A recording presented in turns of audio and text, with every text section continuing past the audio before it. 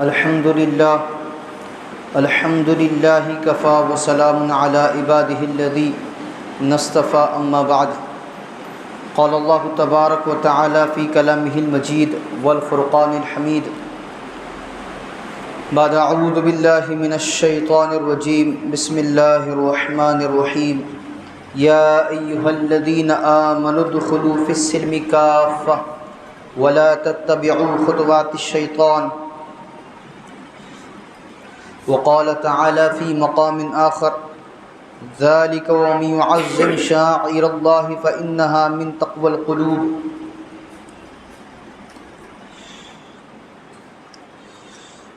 وقد ورد في الخبر عن النبي الصادق الأبر أنه قال لا يؤمن أحدكم حتى يكون هواه تبعا لما جئت به أو كما قال عليه الصلاة والسلام اللهم صل على سيدنا محمد وعلى آل سيدنا محمد بارك وسلم اللهم صل على سيدنا محمد وعلى آل سيدنا محمد بارك وسلم اللهم صل على سيدنا محمد وعلى آل سيدنا محمد بارك وسلم۔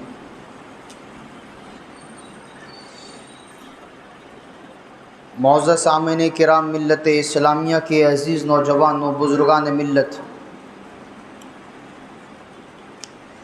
گزشتہ ہفتے بھی یہ بات آپ حضرات کے روبرو گوش گزار کی گئی کہ حق جل مجدہ نے، اللہ تبارک و تعالیٰ نے ہمارے لیے جس مذہب، جس دین کو چنا ہے وہ اسلام ہے، اور فرمایا ان الدین عند اللہ الاسلام۔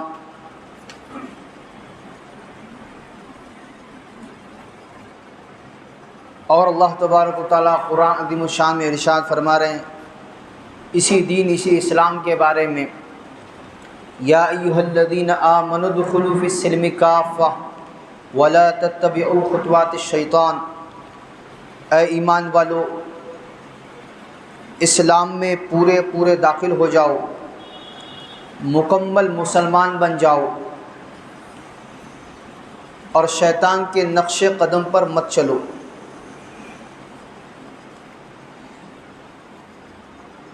اسلام ہی اللہ کو منظور بھی ہے، مقصود بھی ہے، اور اسلامی زندگی ہی کا اللہ تبارک و تعالیٰ کے یہاں مطالبہ ہے۔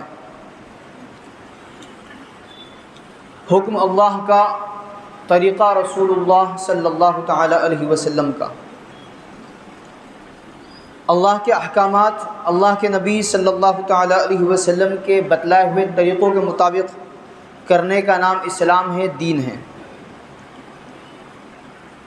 اللہ کے نبی صلی اللہ تعالیٰ علیہ وسلم کی پوری زندگی کو آئیڈیل بنا کر، نمونہ بنا کر اللہ تبارک و تعالیٰ نے قیامت تک کے آنے والی انسانیت کے سامنے رکھا اور فرمایا لقد کان لکم فی رسول اللہ اسوۃ حسنۃ لمن کان یرجو اللہ والیوم الآخر۔ وہ لوگ جو اللہ پر، آخرت پر ایمان رکھتے ہیں، اللہ کو کثرت سے یاد کرتے ہیں، آخرت پر ایمان رکھتے ہیں، ان کے لیے اللہ کے نبی صلی اللہ تعالیٰ علیہ وسلم کی حیات طیبہ میں بہترین عمل کی راہیں ہیں، بہترین نمونہ ہیں۔ اور اسی مکمل اسلام کے بارے میں، مکمل دین کے بارے میں امام مالک رحمۃ اللہ علیہ فرماتے ہیں لا یصلح آخر هذه الامہ الا بما صلح به اولها، اس امت کا آخری حصہ اس وقت تک اصلاح کو نہیں پا سکتا، اپنی اصلاح نہیں کر سکتا جب تک کہ وہ ان طریقوں کو نہ اختیار کر لے جن طریقوں کو اس امت کے پہلوں نے اختیار کیا، اور وہ ہے اجتماعی اور انفرادی ہر دو حالت میں مکمل اسلام کی پاسداری، مکمل اسلام پر عمل، اسلامی تعلیمات پر عمل۔ اسی کو اللہ کے نبی صلی اللہ تعالیٰ علیہ وسلم ارشاد فرما رہے ہیں خیر الحدیث کتاب اللہ و خیر الحدی ہدی محمد صلی اللہ تعالیٰ علیہ وسلم، کہ بہترین علم اللہ کی کتاب ہے، اور بہترین خصلت عمل کی چیزیں اللہ کے نبی صلی اللہ تعالیٰ علیہ وسلم کے ارشادات ہیں، اللہ کے نبی صلی اللہ تعالیٰ علیہ وسلم کی خصلتیں ہیں، آپ کی عادتیں ہیں۔ امام مالک رحمۃ اللہ علیہ اسی مکمل دین پر عمل کرنے کے لیے، مکمل اسلام کو اپنانے کے لیے مثال دے کر فرما رہے ہیں کہ ان سنت مثل سفینۃ نوح فمن رکبها فنجا ومن تخلف عنها غرق۔ سنت کی، شریعت کی، اسلامی تعلیمات کی مثال نوح علیہ السلام کے کشتی جیسی ہے کہ جو اس میں سوار ہو گیا وہ کامیاب ہو گیا، اور جس نے اعراض کیا اس میں سوار ہونے سے وہ ڈوب گیا۔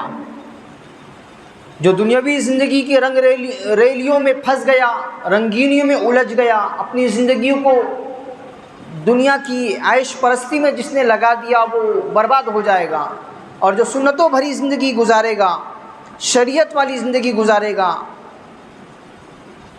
دینی مزاج والی زندگی گزارے گا، وہ کامیاب ہوگا۔ اور واضح طور پر اللہ کے نبی صلی اللہ تعالیٰ علیہ وسلم کے ارشاد مبارک ہے لا یؤمن احدکم، تم میں سے کوئی بھی اس وقت تک ایماندار نہیں ہو سکتا، ایمان والا کہلایا نہیں جا سکتا، حتی یکون ہواؤ تبعا لما جئت بہ، جب تک کہ تم میں سے ہر بندے کی خواہشات اس دین کے تابع نہ ہو جائے، اس شریعت کے تابع نہ ہو جائے، ان تعلیمات کے تابع نہ ہو جائے جس شریعت، جس دین، جس طریقے کو میں لے کر آیا ہوں۔ اب 24 گھنٹے کی زندگی میں جتنے بھی شریعت والی چیزیں ہیں جن پر عمل کرنا ایک مسلمان کے لیے بحیثیت مسلمان ضروری ہے، اول تو وہ ان چیزوں کو اختیار کرنے سے کترا رہا ہے، شرما رہا ہے، جھجک محسوس کر رہا ہے، لوگوں کی ناراضگی کی پرواہ کر رہا ہے، لوگوں کے دیکھے جانے کی پرواہ کر رہا ہے، لوگوں کے سوچ کی پرواہ کر رہا ہے۔ اول تو وہ اختیاری نہیں کر رہا، جبکہ اس کو قرآن عظیم الشان میں صاف اور واضح طور پر بتا دیا گیا ہے کہ ایک مسلمان کو مکمل اسلامی زندگی کے ساتھ زندگی گزارنی پڑے گی، مکمل مسلمان بن کر اسلام، مکمل مسلمان بن کر زندگی بسر کرنی پڑے گی۔ اور جتنی بھی چیزیں شریعت کی ہیں اور وہ چیزیں جن کا تعلق ایک مسلمان کی علامت اور پہچان سے ہے، جن سے مسلمان پہچانا جاتا ہے، جسے شاعر اسلام کہا جاتا ہے، کہ جو پہچان ہے ایک مسلمان کی، علامت ہے ایک مسلمان کی، ان علامتوں کو، ان شاعر کو مسلمان بحیثیت مسلمان مضبوطی سے تھام لے، اور اس میں وہ بالکل بھی کسی کی پرواہ نہ کرے، لا خاف لومۃ لائم، کسی ملامت کرنے والے کی ملامت کا وہ خوف نہ کرے، پرواہ نہ کرے، پورے وثوق کے ساتھ، کامیابی کے یقین کے ساتھ، اللہ کی رضا کے یقین کے ساتھ، اور اسی میں میری نجات ہے، اسی میں میری کامیابی ہے، اس یقین کے ساتھ وہ شریعت پر، سنت پر، احکامات نبوی، تعلیمات نبوی صلی اللہ تعالی علیہ وسلم پر عمل پیرا ہو۔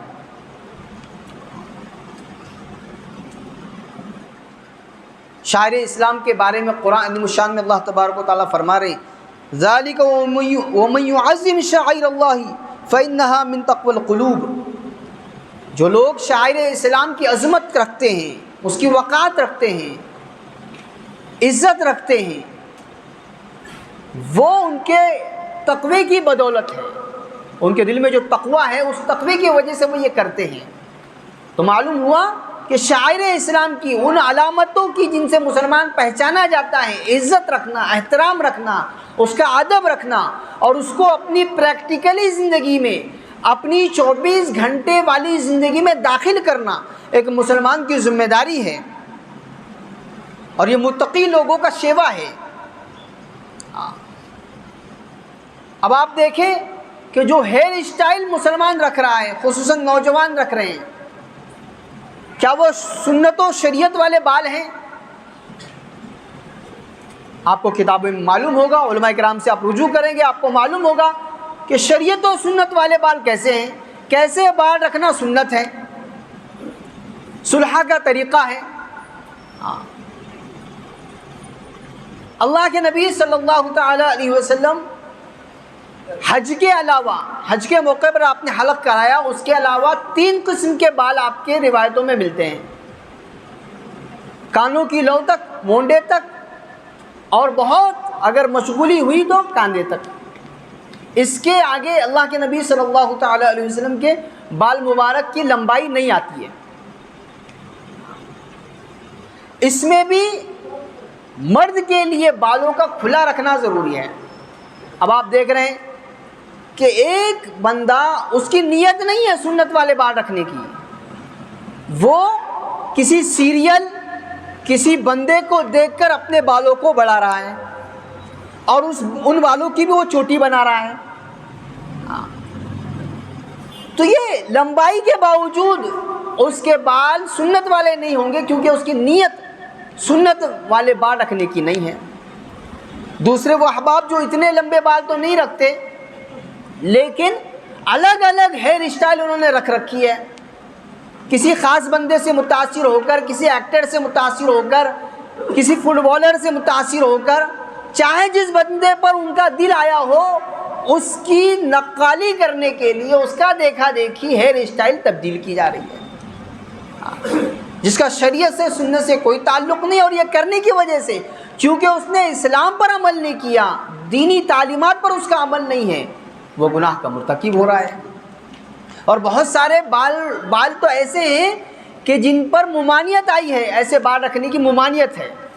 ممانعت کی وجہ سے لازمی بات ہے، وہ کرنے کی وجہ سے بندہ گنہگار ہوگا، گناہ اس کا لکھا جائے گا۔ اور تھوڑا نیچے اتریے، داڑھی رکھنا واجب ہے۔ اب اس وجوب پر کتنے لوگوں کا عمل؟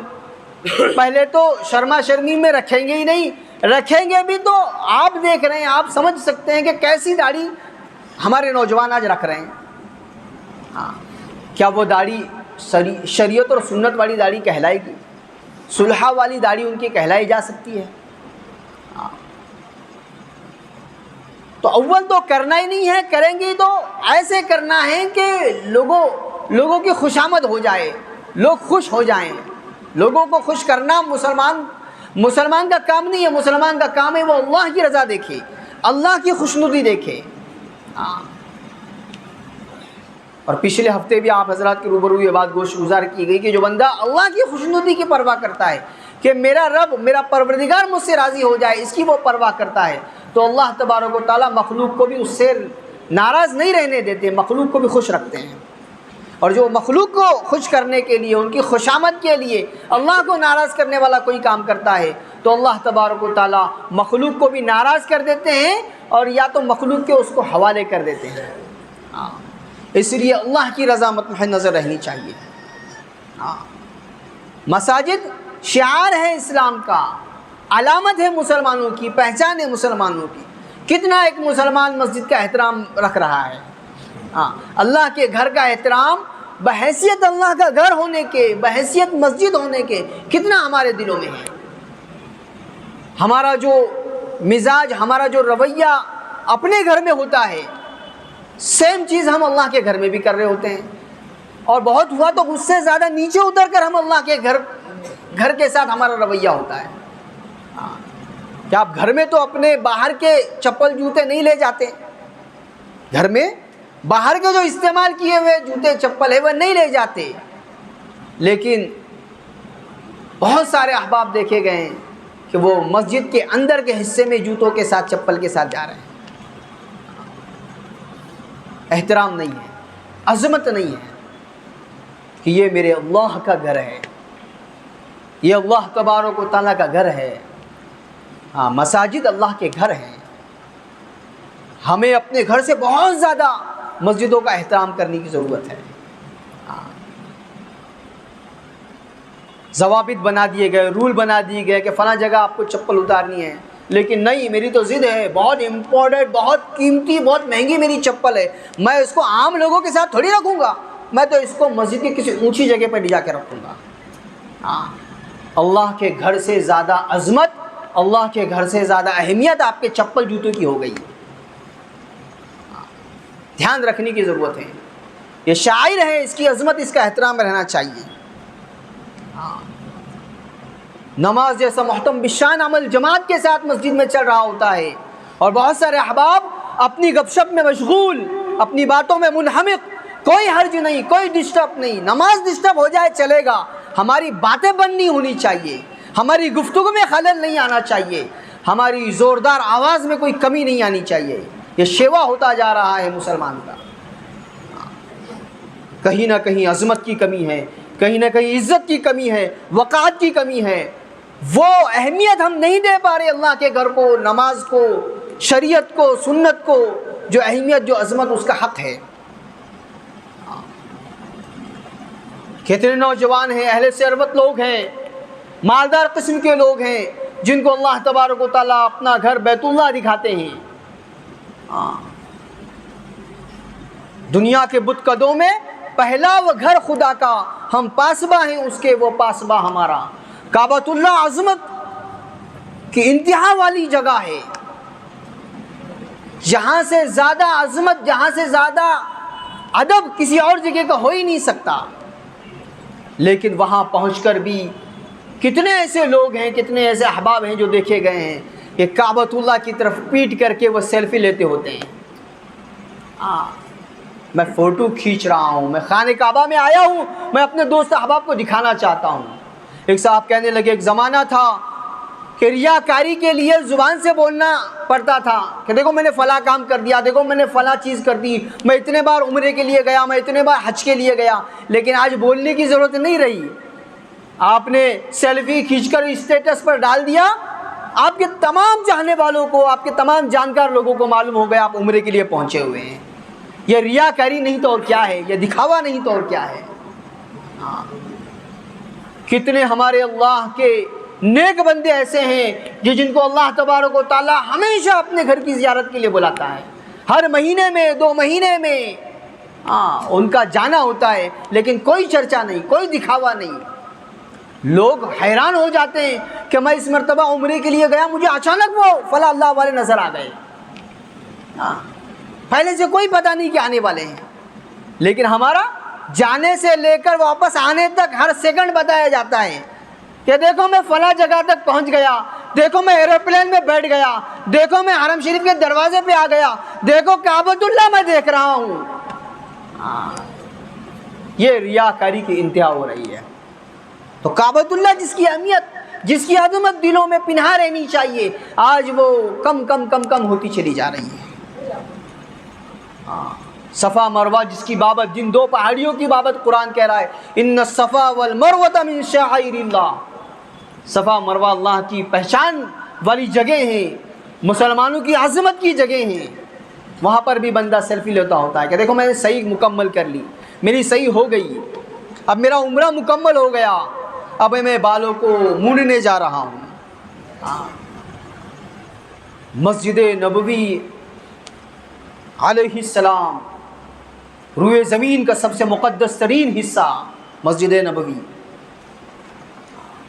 اور اس میں بھی روضہ اطہر جس کی بابت فقہا کا، محدثین کا آپس میں کہنا سننا کہ کعبۃ اللہ زیادہ اہمیت والا ہے کہ جہاں روضہ اطہر ہے وہ اہمیت والا ہے. اتنی مقدس جگہ، وہاں جاتے ہوئے بھی لوگ سیلفیاں لیتے نہیں جھجک محسوس کرتے، فوٹو کھینچتے جھجک نہیں محسوس کرتے. جبکہ اللہ والوں کا حال تو یہ تھا کہ وہ کبھی بھی روضہ اطہر کے اگلی والی صفوں میں نماز میں نہیں پڑھتے تھے کہ کہیں ہماری پیٹھ روضہ اطہر کی طرف نہ ہو جائیں، کہیں بے ادبی نہ ہو جائیں. اس لیے ترکیوں کی بنائی ہوئی مسجد میں ان کی نمازیں ہوتی ہیں اللہ والوں کی. عظمت، اہمیت جتنی زیادہ رہے گی اتنا زیادہ نور ایمانی ہمارے اندر آئے گا. عظمت کی اہمیت لانے کی بہت ضرورت ہے کہ ہم پرعظمت زندگی، عظمت بھی آئے اور صرف عظمت نہیں ہوگی بلکہ اس کو اپنانا بھی پڑے گا. فلاں بزرگ ہیں، فلاں بہت مقدس ترین شخصیت ہے، اس شخصیت کی ہم کو عظمت ہے، اس کی قدر ہے، وہ بہت اچھے، بہت گریٹ بندے تھے. لیکن ان کی زندگی سے ہمارا کوئی لین دین نہیں، جیسے دوسرے مذاہب میں ہوتا ہے کہ وہ جو لوگ ہمارے اوپر کے جو لوگ عظیم لوگ گزرے ہیں وہ بہت اچھے تھے، لیکن ان کی زندگی ہماری زندگی میں کوئی تال میل نہیں۔ ایسا ہمارا نہیں ہے۔ اللہ کے نبی صلی اللہ تعالی علیہ وسلم کی محبت، آپ کی عظمت جہاں دلوں میں پنہا رہنی چاہیے، وہیں آپ کی سنت سے پورا جسم، پوری زندگی سجی رہنی چاہیے۔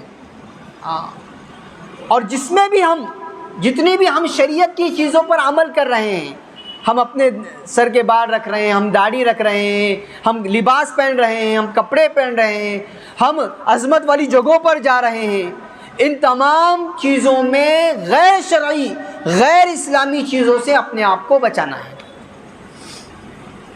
یوں تو میں مسجد جا رہا ہوں، لیکن میرے اس مسجد جانے میں کوئی غیر اسلامی کام نہ ہو جائے۔ میں بیت اللہ جا رہا ہوں، بیت اللہ جانے میں کوئی غیر اسلامی کام، غیر شرعی کام نہ ہو جائے۔ جیسے یہ تصویروں کا کھینچنا، سیلفیوں کا کھینچنا غیر اسلامی، غیر شرعی عمل ہے۔ اتنی مقدس جگہ جا کر بھی آدمی اپنے آپ کو گناہ میں رکھ رہا ہے۔ تو یہ دھیان کہ جہاں میں شریعت پر، سنت پر عمل کروں، وہاں میرے اس عمل میں کوئی غیر شرعی طریقہ، غیر شرعی چیز داخل نہ ہو جائے۔ اس راستے سے بھی کہیں شیطان مجھے بے دین نہ بنا دے، اور میرے اس نیک عمل پر کہیں مجھے گناہ نہ ملنے لگ جائے۔ چوکنا رہنا ہے مسلمان کو، اور عظمت کے ساتھ، اہمیت کے ساتھ دین پر، دین کے احکامات پر، شریعت کے احکامات پر، اللہ کے نبی صلی اللہ تعالی علیہ وسلم کے مبارک طریقوں پر، آپ کی مبارک سنتوں پر جی جان سے عمل کرنا ہے، اسے اپنانا ہے۔ آج باطل کی چیزوں کو اپناتے شرم نہیں آ رہی ہے، لیکن اسلام کو اپنانے میں، شریعت کو اپنانے میں، سنت کو اپنانے میں، اور اپنے پینٹ کو ٹخنوں سے 2 انچ اوپر رکھنے میں شرم آ رہی ہے۔ اس کی جو پینٹ ہے، اس کی جو جینس ہے، وہ پیر سے لے کے مانڈی تک الگ الگ جگہ سے پھٹی ہوئی ہے، شرم نہیں آ رہی ہے، فیشن ہے، اچھا لگ رہا ہے، لیکن اس پینٹ کو ٹخنوں سے اوپر کرتے شرم آ رہی ہے۔ آج ایک مزاج میں کی تبدیلی لا دی گئی ہے۔ باطل نے اتنی محنت کی ہے کہ آج آدمی کا جو سوچنے کی اس کی صلاحیت ہے، وہی الٹ کر رکھ دی گئی ہے۔ جو چیزیں باطل ہیں، غلط ہیں، ناجائز ہیں، حرام ہیں، گناہ ہیں، ان کو اپناتے شرم نہیں آ رہی ہے، اور جو شریعت والی ہے، سنت والی ہے، نیکی والی ہے، اللہ کی رضا والی ہے، ان کو اپناتے ہوئے، ان پر عمل کرتے ہوئے شرم محسوس ہو رہی ہے۔ اقبال کہہ رہے ہیں، قوت فکر و عمل پہلے فنا ہوتی ہے، تب کہیں جا کے کسی قوم کی شوکت پہ زوال آتا ہے۔ تو اس قوت فکر و عمل کے فنا ہونے سے پہلے اپنے آپ کو سنبھالنا ہے۔ اللہ تبارک و تعالیٰ عمل کی توفیق عطا فرمائے، اور اپنی ساری زندگی ہمیں شریعت کے سنت کے مطابق گزارنے کی توفیق عطا فرمائے۔ اللہ تبارک و تعالیٰ اپنے احکامات پر عمل پیرا ہونے کی ہمیں توفیق عطا فرمائے۔ وآخر دعوانا الحمد للہ رب العالمین، والصلاة والسلام علی سید الانبیاء والمرسلین صلی اللہ تعالی علیہ وسلم۔